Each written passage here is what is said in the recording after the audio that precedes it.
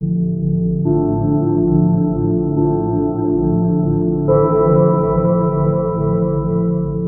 there guys, how's it going? Hope you're all having a great new year. So let's talk about my top 10 best movies of 2020. Now, right off the bat, 2020 was a pretty terrible year overall, and not only was it a terrible year in general, but it was an awful year for movies too.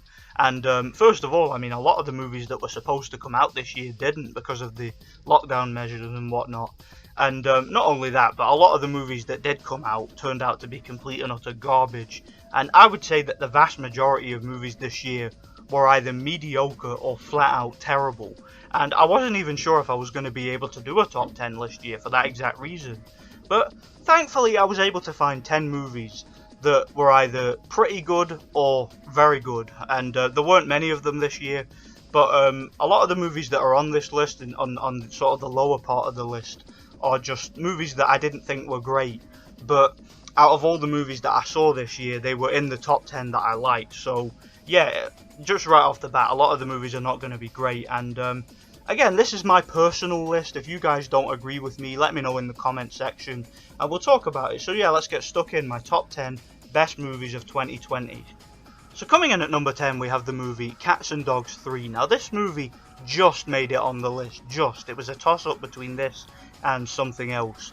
And yeah, this is by no means a great movie, obviously, with the circumstances, like I said. Not every movie on this list is going to be a classic. But out of all the movies I saw this year, I have to say that out of the kids' movies, this was one of the ones I enjoyed the most. Now, yeah, this is a movie aimed at children. The first Cats and Dogs movie, the one that came out a long time ago, I really liked that movie, and this isn't anywhere near as good as that. I've never actually seen the second one, but this one is basically a harmless, wholesome family comedy. There's some decent jokes here and there. The main characters are a dog and a cat, and the main villain of the movie is a parrot. I mean, right off the bat, you sold me. I mean, how can you fuck that up? I mean, that's just it's funny, man. It really is, and I enjoyed the movie. I had no issue with it really. It had a good message behind it. I mean, there are a few family messages here for kids, like for example, teaching kids to spend less time sitting on their phone and more time interacting with your pets and going out and meeting people and making new friends and making time for family interactions and stuff like that. So there's a decent, wholesome message behind this movie for kids, and like I said, the movie's watchable. It's got some decent comedy here and there. The special effects, like involving like the animals and getting them to talk and stuff like that, were quite cheap.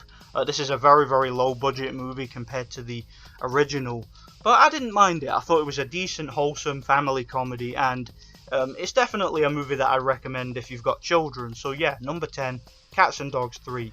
Coming in at number 9, we have the movie Bad Boys 3, or Bad Boys for Life. Now, this was actually one of the first movies I saw this year. I believe it came out in January. And the Bad Boys movies, directed by Michael Bay, the previous two, you know, they were basically self-aware, over-the-top buddy cop movies with lots of on-screen chemistry between Will Smith and Martin Lawrence. You know, they had plenty of comedy, plenty of action, and they were perfectly entertaining movies. I do own both of them on Blu-ray, and I kind of like both of them. I think that they're very, very delightfully self-aware movies. And this movie is more of the same. It has a formula that works. Like I said, you know, there's lots of visible, like, on-screen chemistry, you know. Will Smith and Martin Lawrence, they work very well together. They sort of bounce off one another. There's lots of funny one-liners. There's lots of decent action set pieces in the movie. It's a very, very good-looking movie. It's well filmed. It was a little bit formulaic. I wouldn't say that it was as good as the previous two, but I still somewhat enjoyed it. Good action scenes, characters that are very likable and work well together. So yeah, I like this movie, and it was a good way to sort of finish the series. I don't really want to see a fourth movie. I know that there's rumours that they were going to do a fourth one, but this one was fine to me, and it was a good way to end the series. So yeah, Bad Boys 3 or Bad Boys for Life, decent movie.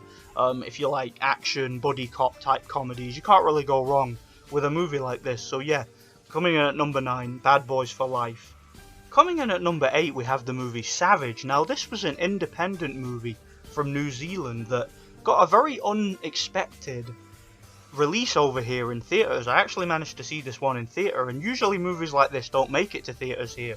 So that was quite a welcome surprise, and yeah, I thought this movie was pretty good. It's basically a movie that was inspired by 1970s New Zealand street gangs, and it sort of documents the life of a young boy who grows up to become a leader of one of these gangs. And it's an R-rated movie, you know, there's plenty of profanity and plenty of violence, you know, it's quite a violent movie.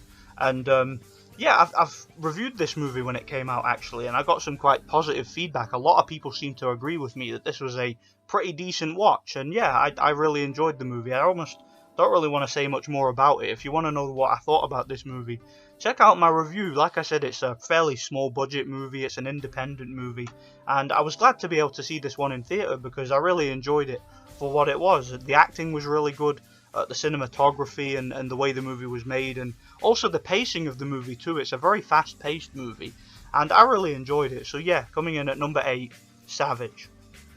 Coming in at number 7, we have the movie Seized. Now, I was so hyped about this movie when I saw the trailer and when I heard about it, and the reason for that is because this movie was directed by Isaac Florentine, and if you guys have followed my movie review series, you'll know that Isaac Florentine is one of my all-time favourite directors. I have pretty much loved every movie this guy's ever made. I think he's one of the most underrated and underappreciated action directors in the business. And I also heard that this movie was going to be starring Scott Adkins, who has of course collaborated with Isaac Florentine many times in the past. They've worked together on several movies, and I was really hyped for it. Unfortunately though, the movie was a massive disappointment. Nowhere near as good as I thought it would be. Now, the movie has a lot of things it can lay claim to. It has great action scenes, great cinematography, great stunt work, great fight choreography, you know, and that's the type of thing that both Scott Adkins and Isaac Florentine are known for, and you expect that at a very minimum from one of their movies. So I've got no issue with the overall making of the movie. The overall technicalities of the movie were fine, but my personal problems I had with this movie was the writing was so poor. I'm talking some of the worst writing I have ever come across in an action movie. The dialogue is so wooden, so stiff. There are some cliches which are played out in the movie, which I won't really get into here. I am considering maybe reviewing this movie at one point, and we'll go over it all there. But I really didn't like the way this movie was written. I didn't like the characters. I didn't like the main villain.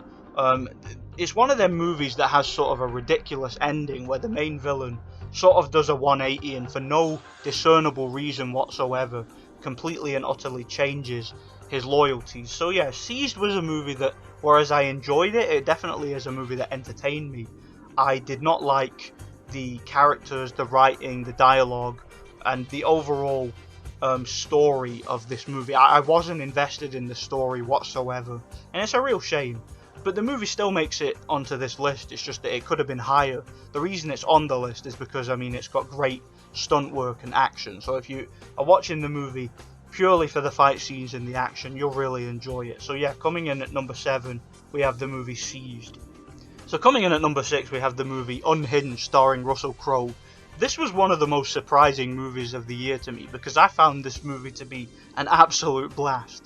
It's a complete thrill ride. Now, it's basically a thriller, and what happens in this movie is this woman who's on her way to work is basically having a really bad day. You know, she's woke up late and she's lost a client.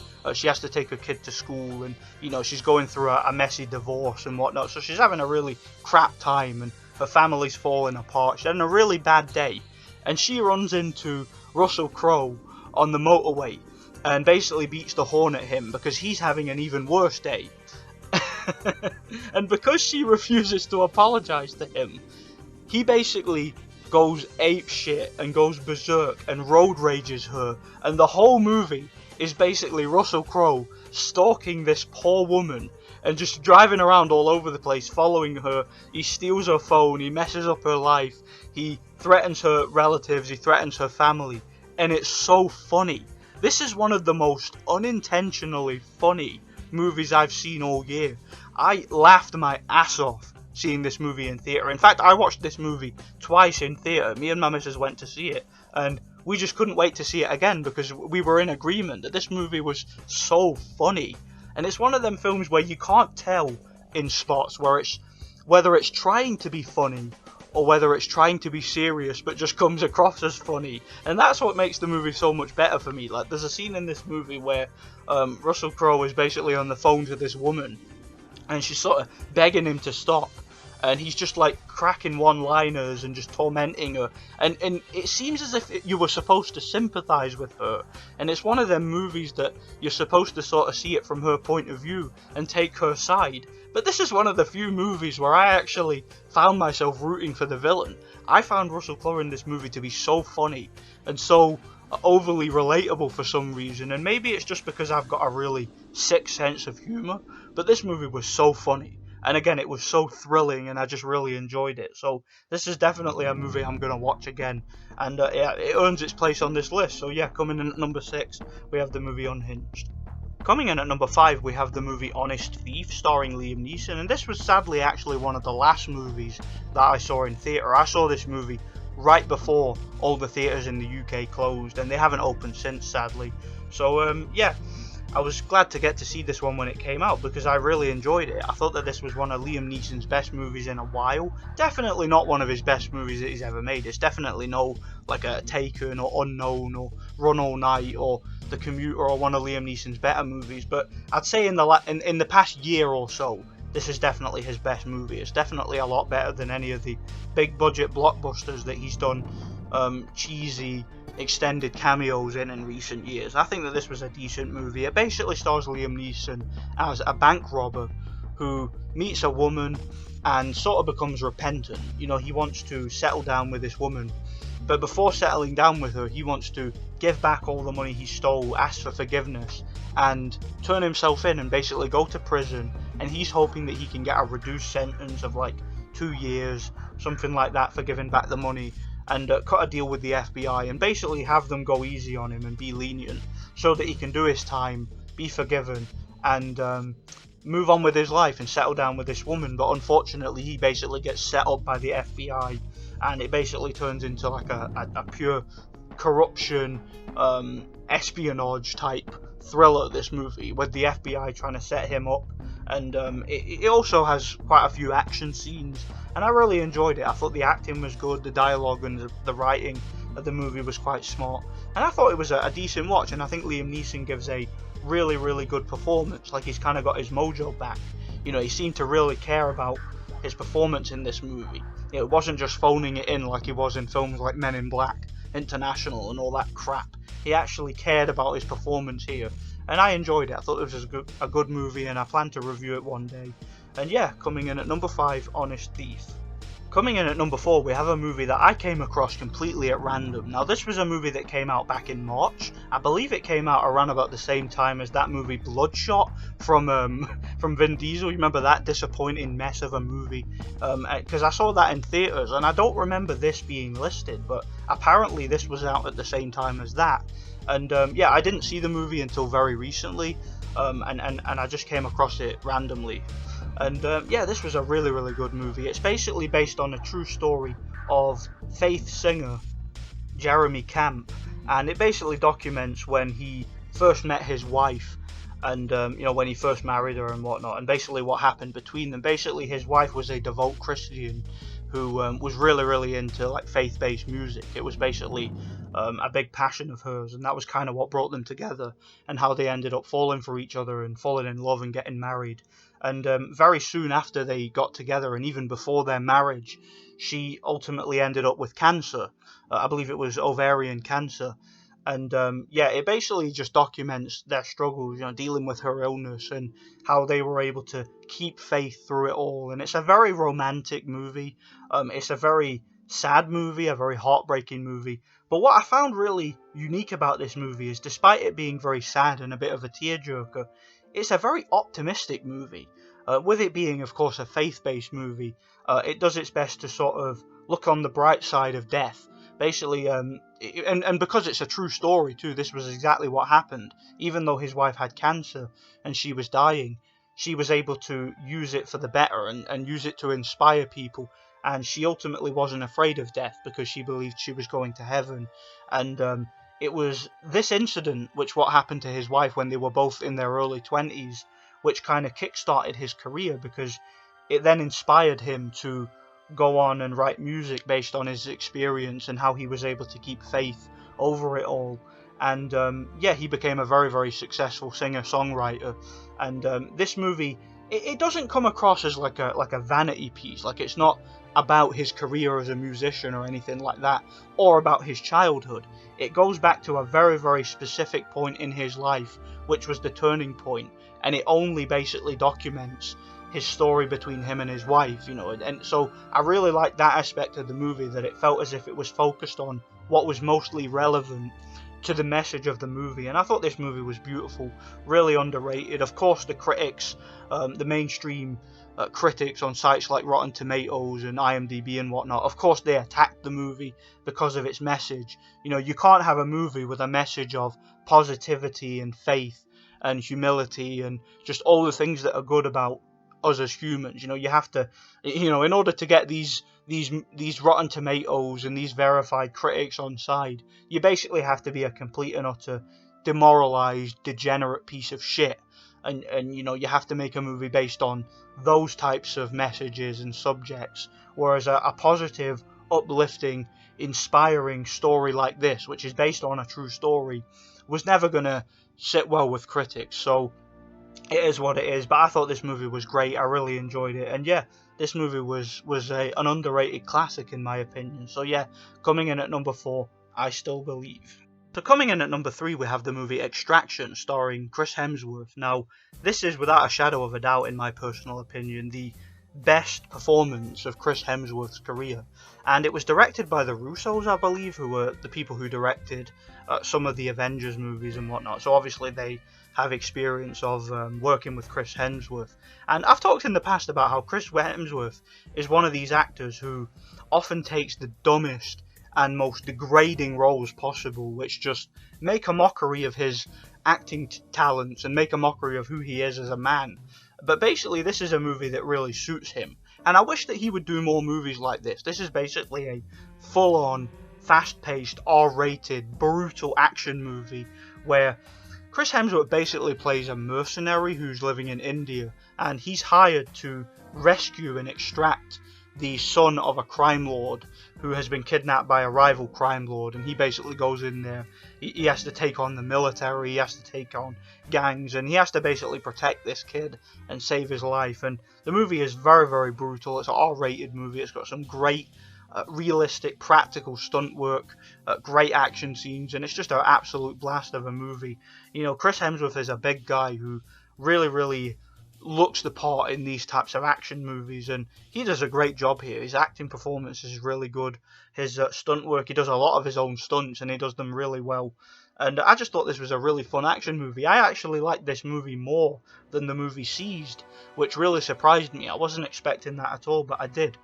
My main negative with the movie, though, is the fact that it was distributed by Nonsflix. So it's not, you know, my negative isn't with the movie itself, it's with the people behind the movie. So if you are going to watch this movie, don't pay for it, just watch it for free, because that company does not deserve your hard-earned money. So yeah, it is what it is. Moving on. Coming in at number 2, we have the movie Sonic the Hedgehog. Now, again, I reviewed this movie back when it came out, and this was, without a doubt, one of the best, if not the best, video game adaptations of all time. You know, video game movies have an unfortunate yet earned reputation of sucking, but thankfully this movie was able to blow that trend completely out the water, and it really set a new standard for video game adaptations on the big screen. This is a great movie. As a video game adaptation, it works. There's lots of callbacks and lots of fan service for the long-time fans of the video game series. But not only that, as a movie it works, okay, as a standalone movie. The acting performances are fantastic. James Marsden does a great job as sort of the sidekick. And thankfully, and this was something that really surprised me about this movie, Sonic is the star of his own movie. You know, he's not delegated to being a side character, you know, a sidekick, kind of like Pikachu was in that terrible Pikachu movie. This is nothing like that. This is a far better movie than that. The CGI and the special effects that are used in the movie are excellent. It's got some great action scenes, some great special effects. The villain of the movie is actually played by Jim Carrey, who personally I've never been a big fan of, but as I said in my review, he actually does a much better job here than I was expecting, and I thought he was actually perfect for the role of Eggman, of Dr. Robotnik. He actually did a really good job. He was a very over the top and cartoony villain, and Jim Carrey's style of acting actually really suited the character, and I think that this is the best performance of his career personally. I thought this was a really good movie. It has a really fun reveal at the end for long-time fans of the series, and it had some great comedy, great chemistry between Sonic and James Marsden's character. They sort of bounce off one another and have that really good on-screen chemistry, and I just really enjoyed this movie. I thought it was a really fun family comedy, and like I said, one of the best, if not the best, video game adaptations of all time. And I love this movie. So yeah, coming in at number 9, Sonic the Hedgehog. So coming in at number 1, and this is going to piss a lot of people off because this movie got absolutely panned critically. I don't care, this is my list. If you don't like it, do one. This was my personal favourite movie of 2020, and that is the movie Beckman, starring David A.R. White. Now, this movie shocked me. It shocked me with how good it turned out to be, because not only was this a great movie, but this is a movie that was made on such a small budget, to the point where you would think that this movie just wouldn't look the part. I actually spoke with the director of this movie when I reviewed the movie back when it came out. The director, really nice guy, actually commented on my video, and he pointed out that this movie was, because I pointed it out in my review, that it had such a small budget, and he pointed out to me in the comments. He was like, the money that was put behind this movie was basically what you would spend in one day of a big budget action movie. And a lot of people were calling this like a John Wick ripoff and stuff like that, and that was basically what every reviewer was saying about this movie, comparing it to John Wick. And I made the point in my review that John Wick is a big budget Hollywood blockbuster.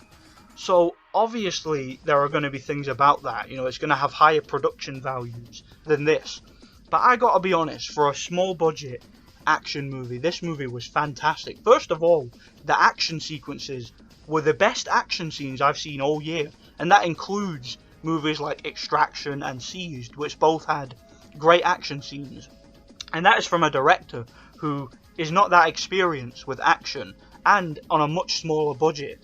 The movie had plenty of wide shots, plenty of practical stunt work. There's no CGI in this movie. There's no computerized effects. There's no disorienting quick cuts. I mean, even Extraction had several disorienting quick cuts. Even Seized had those. This didn't have any of that. Okay, this had none of the choppy edits or corners being cut that a lot of movies nowadays have. This had very old school, professional wide shots and lots of practical stunt work, and the fight scenes were fantastic. And the lead role in the movie was played by David A.R. White. And one of the concerns that I had going into the movie was David A.R. White in an action movie, because I've never seen him in an action film before. I don't think he'd ever been in one before.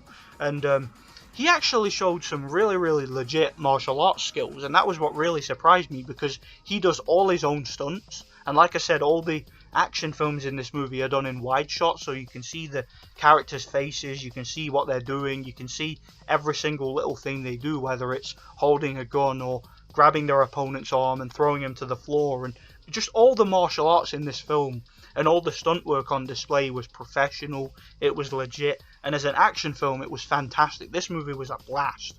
It was of course a faith-based movie, being that it was distributed by Pureflix, and the movie definitely has a message behind it, whereas the main character is basically a former hitman who has found God and he's now working in a church. I put it out in my review because a lot of people were comparing it to John Wick, and I don't understand that comparison. Right, the story was nothing like John Wick.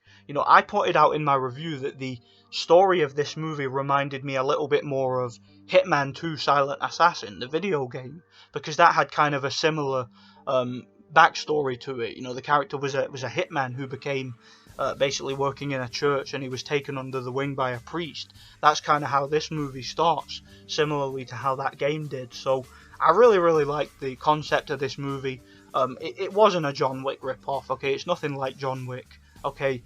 It was a completely different original story, and it worked. The main villain of the movie is played by William Baldwin, and he does an excellent job as the villain. He's kind of like this creepy, evil cult leader who kidnaps people and indoctrinates them. And basically, the main character, played by David Ayer White, has to save his adopted daughter, who is kidnapped by this cult.